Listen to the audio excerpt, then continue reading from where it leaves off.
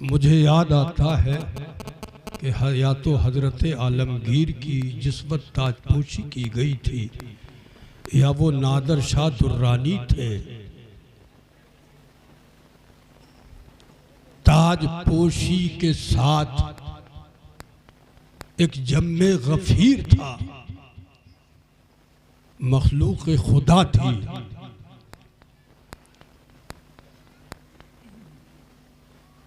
उन्होंने जो तख्ते शाही बिछवाया था, जहां वो तख्ते शाही था उस पर जानमाज भी बिछी थी। ताजपोशी के बाद उन्होंने उस पर खड़े होकर अल्लाह की रजा के लिए 2 रकअत नमाज नफल अदा की थी। दुनिया देख रही थी। कोई सोचता था कि शायद ये अपनी नामावरी के लिए ऐसा कर रहे हैं। कोई सोचता था कि शायद ये अपनी इबादत दिखाने के लिए कर रहे हैं। उन्होंने कहा था, बताया था कि ये सब कुछ तुम्हें दिखाने के लिए नहीं कर रहा हूं। ताजपोशी का मामला था, एक अहम मामला था। मखलूक की जिम्मेदारी उनके सर आयद हो रही थी। तो उन्होंने ये जुमले बोले थे कि ये मैं तुम्हें दिखाने के लिए नहीं कर रहा हूं, बल्कि ये अल्लाह का मुझ पर फजल हुआ है, उसका करम हुआ है, ये अल्लाह ही ने चुना है। मैं तुम्हें दिखाने के लिए नहीं कर रहा हूं, बल्कि अल्लाह और उसके महबूब को मनाने के लिए। बेशक, सुभान अल्लाह, सुभान अल्लाह, बेशक हक। ये दस्तार बंदी के सिलसिले में बज़्म मुनक़िद है, जिसमें हम और आप हाजिर हैं। अल्लाह से ये दुआ करें कि अल्लाह हमारे इस अमल को अपनी बारगाह में कबूल फरमा ले। कोई अमल हमारा ऐसा सादिर हो जाए हमसे जो अल्लाह की बारगाह में कबूल हो जाए और हमारी बख्शिश का वो जरिया बन जाए। इस बज़्म में हम और आप सब शरीक हैं। बिलाशुबा ये अल्लाह की ऐसी एक अनोखी और अजीम अमानत, अल्लाह उसके महबूब की जमानत कि जो इसको पढ़ेगा, जो इसको पढ़ाएगा और जो पढ़ाने में हाथ बटाएगा और मदद करेगा, दुनिया ही में नहीं बल्कि वो जन्नत में भी आराम करेगा।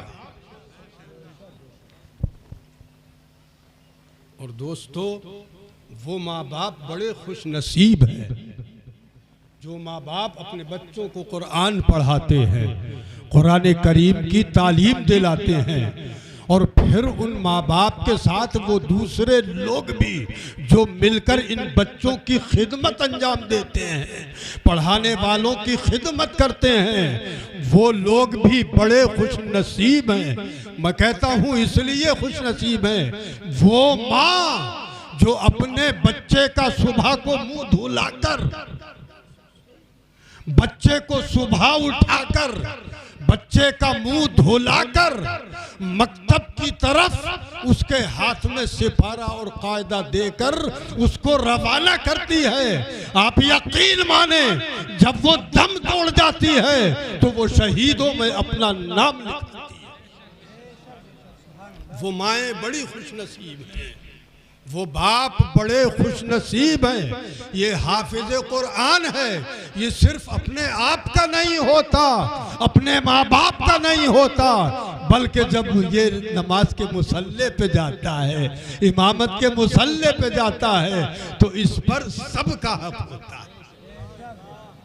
सबको खुशी मनाना चाहिए, सबको खुशी करना चाहिए। कुरान करीम गारे हिरा से इसके नुज़ूल की इब्तिदा हुई और अल्लाह का महबूब वो मैदान अराफात और अपनी ऊँटनी पर सवार अल्लाह के पैगंबर हज का खुतबा इरशाद फरमा रहे हैं और कुरान करीम की आखिरी आयत अल यौम अकमलतु लकुम दीनकुम व अतममतु अलैकुम नेमती व रदीतु लकुमुल इस्लाम दीना। यहाँ गारे हिरा से इब्तिदा हो रही है नुज़ूल की और वहाँ मैदान अराफात में इंतहा हो रही है नुज़ूल की। अल्लाह का फजल है, करम है उन माँ बाप पर। 10 मिनट के बाद ऐसे नमाज ना हो, उठ कर नमाज दो फटाफट, क्योंकि ज़्यादा वक्त नहीं है, क्योंकि नमाज टाइम हो 2:30 बजे नमाज हो जाएगी। कैसे इब्तिदा हो रही है नुज़ूल की, सुभान अल्लाह। जिब्रील आए पैगंबर इस्लाम सल्लल्लाहु अलैहि वसल्लम के पास कुरान करीम की पहली आयत लाए, इक़रा बिस्मि रब्बिकल्लज़ी खलक़। उन्होंने इक़रा ही पढ़ा, कहा पढ़िए, सरकार ने नहीं पढ़ा। उन्होंने सरकार को छोड़ दिया और छोड़ने के बाद फिर अपने सीने से लगाया, दबोचा। जिब्रील कहते मैंने ऐसा दबोचा कि मैं थक गया। जिब्रील अभी थक गए, कहा इक़रा पढ़िए, सरकार ने नहीं पढ़ा, फिर छोड़ दिया और फिर दबोचा और तीसरी बार फिर उन्होंने यही आयत करीमा इक़रा बिस्मि रब्बिकल्लज़ी खलक़। जब पूरी आयत उन्होंने तिलावत की, अल्लाह के पैगंबर सल्लल्लाहु अलैहि वसल्लम ने पढ़ना शुरू कर दिया। ये 3 की वजह तो मुतय्यन नहीं की जा सकती, लेकिन मैं इतना कह सकता हूँ कि पहली बार में और दूसरी बार के दबोचने में और तीसरी बार के दबोचने में गालिबन ये मकसद था कि कुरान करीम 3 चीज़ों पर मुश्तमिल होगा, एक अकाइद और दूसरे अहकाम और तीसरे क़सस। नहनु नक़ुस्सु अलैका नबअहुम बिल हक़। कुरान फरमा रहा है, खुद कुरान फरमा रहा है कि कुरान जो है वो 3 चीज़ों पर मुश्तमिल होगा। नंबर 1 तौहीद, कुल हुवल्लाहु अहद। ये ऐसी सूरह मुबारक है, अल्लाह के पैगंबर इरशाद फरमाते हैं सूरतुल इखलास तादिलु सुलुसल कुरान। ये सूरह इखलास 3/4 कुरान के बराबर है। एक एक जुमला, एक एक आयत कुरान करीम सरकार पढ़ते गए और 5 आयतें नाजिल हुई। एक सवाल ये उठता है कि सरकार ने पहली ही बार इक़रा पढ़वाने पर क्यों नहीं पढ़ा? तो उसकी वजह उलमा मुहद्दिसीन ये बयान फरमाते हैं कि चूँकि अल्लाह के पैगंबर सल्लल्लाहु अलैहि वसल्लम ज़िक्र इलाही में मशगूल और सिर्फ इक़रा उनके पढ़वाने से मुतवज्जे न होना, जब वो ज़िक्र इलाही में मशगूल व मसरूफ थे तो ये बेहतर न जाना कि मैं ज़िक्र इलाही छोड़कर, मशगूलियत खुदा छोड़कर, इस कैफियत को छोड़कर दूसरी जानिब मुतवज्जे हो जाऊं।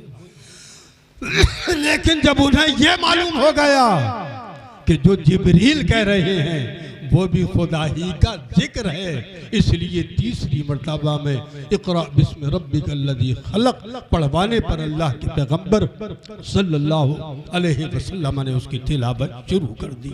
बहरहाल दोस्तों और बुजुर्गों, ये कुरान करीम अल्लाह की ऐसी किताब है। अल्लामा जलालुद्दीन सुयूती रहमतुल्लाह अलैह अल-इत्कान फी उलूमिल कुरान में एक हदीस पाक नकल करते हैं कि अगर पढ़ते पढ़ते कुरान के पढ़ते पढ़ते तिलावत करते करते अगर कोई अधूरी कर पाया हो और उसकी मौत आ जाए, कब्र में चला जाए, तो परवरदिगार कारी फरिश्ते को उस मरने वाले की कब्र में उतार देता है। वो कारी फरिश्ता पढ़ाता रहता है और ये पढ़ने वाला उस फरिश्ते से पढ़ता रहता है। दोस्तों, वो भी जिंदा और ये भी जिंदा। इसका मतलब ये हुआ कि जो कुरान पढ़ता है उसका दिल हमेशा जिंदा रहता है। परवरदिगार अपने करम से, चूंकि अब वक्त हो चला है दस्तार बंदी का, कुरान करीम के बहुत से फजाइल हैं और देखिए तो अल्लाह के महबूब किस शान से इरशाद फरमाते, सुभान अल्लाह, किसी का दिल न टूटे। इस शान से सरकार इरशाद फरमाते हैं, वल्लज़ी यक़रउल कुरआन वहुवा यततातउ फीहि वहुवा शाकुन फलहु अजरान। सरकार फरमाते हैं सल्लल्लाहु अलैहि वसल्लम, जो आदमी इस तरह तिलावत करता है कुरान की कि उसकी ज़बान से कुरान की आयतें अदा नहीं होती, उसके नुकूश अदा नहीं होते, वहुवा यततातउ फीहि, वो उसमें लुकनत करता है, वहुवा शाकुन, और उस पर पढ़ना शाक गुजरता है, फलहु अजरान, अल्लाह उसको दोहरा अजर अता फरमाता है। तो जो सब अच्छा पढ़ने वाला, सही पढ़ने वाला है, उसका अजर कितना होगा। जब इस पढ़ने वाले का अजर दुगना है तो उसका तो बेहिसाब अजर है। इसलिए कि ये जो फजीलत है ये फजली है, और जो शानदार करके पढ़ता है उसकी फजीलत असली है। खुदावंद कुद्दूस जल्ल जलालुहु वाम्मन वालुहु मुझे भी आपको भी अपने करम से कुरान अपने बच्चों को पढ़ाने की तौफीक अता फरमाए, और जो लोग पढ़ा रहे हैं अल्लाह इनकी मदद करने की हम सबको तौफीक अता फरमाए। कुरान ही है खुदा के फल से। कुरान करीम, अल्लाह के हबीब ने इरशाद फरमाया है कि ये कुरान करीम इंसान को महशर में बख्शवाएगा। परवरदिगार जल्ल मजदूहू अपने करम से हमें और आपको कुरान करीम पढ़ाने की तौफीक अता फरमाए। वमा अलैना इल्लल बलाग।